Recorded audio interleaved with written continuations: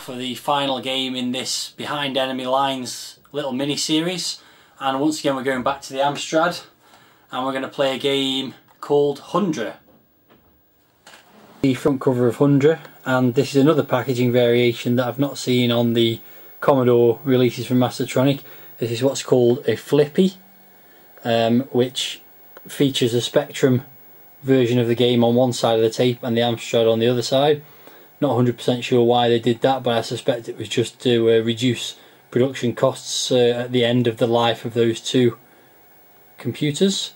So otherwise it's quite familiar packaging with the black stripe up the left hand side with the Mastertronic logo, and we've got quite a nice bit of artwork on the front of this one of our heroine on a boat by the looks of it, and a nice logo, bit reminiscent of something like Rastan really. And spine, pretty much run-of-the-mill stuff that we've seen before. Back cover, we've got the usual bit of information about the game.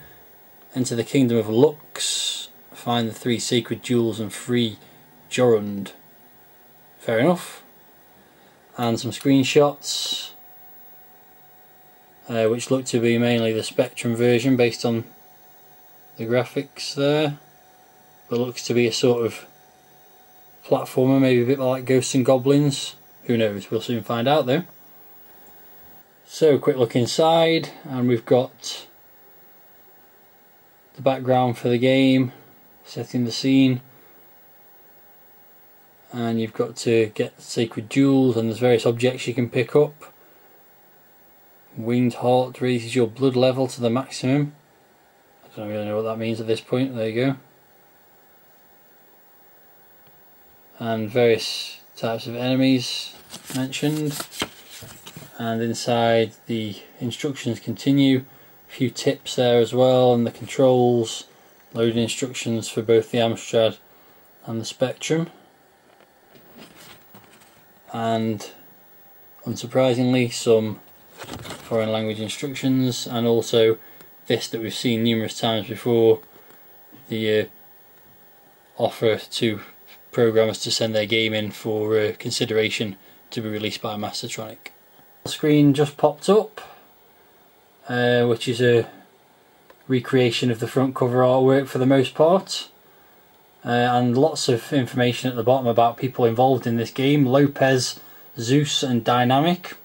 Don't know much about any of them, but there you go. Not a bad loading screen, nice and colourful, good use of the Amstrad colour palette there.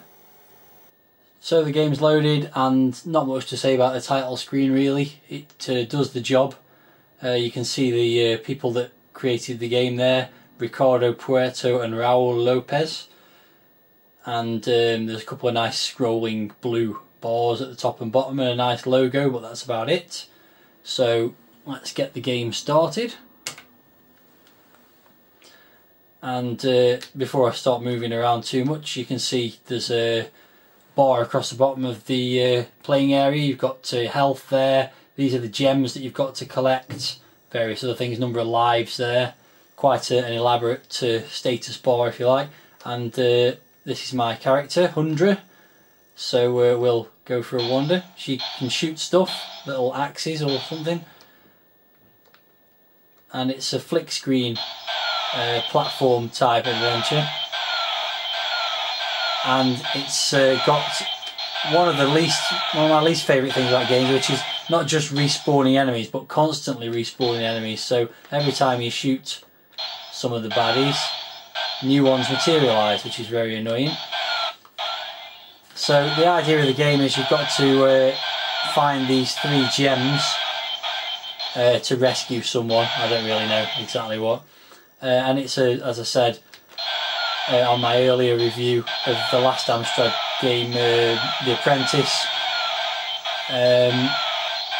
there's loads of these flick screen sort of adventure games. This one's got a bit of shooting as well, which adds to it, and the graphics are nice, very colourful.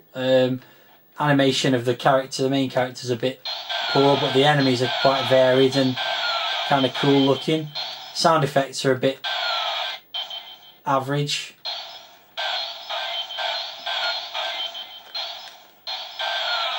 But overall, presentation wise, it's quite nice. Right, okay, so on this screen here you can see there's a skull bouncing up and down, and that's actually a good thing. You pick the skull up and you become invulnerable while the skull's eyes are flashing down there. So as you can see, I'm walking past enemies and my health's not going down.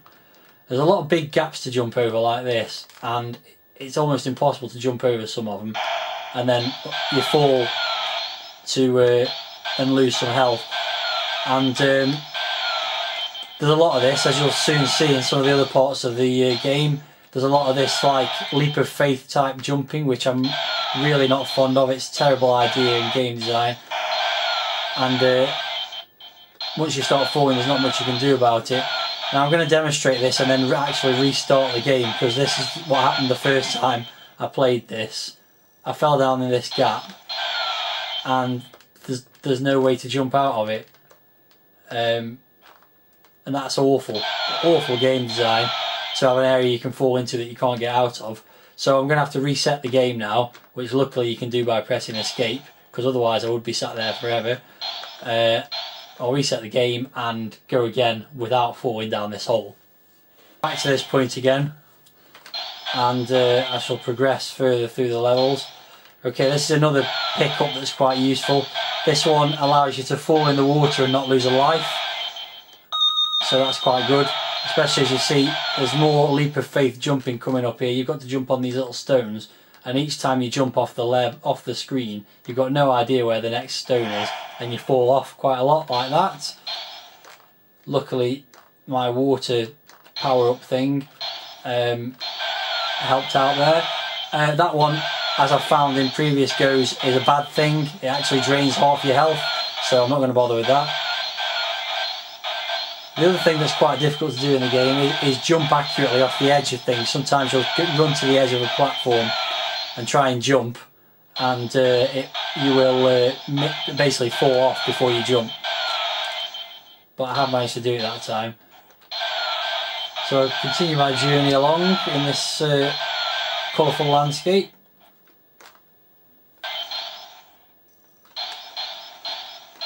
And now I've come to the first of the gems, which I can't seem to get to from here. It's a bit annoying. What the hell's going on here? Okay, I must have to get to it a different way. That's quite frustrating.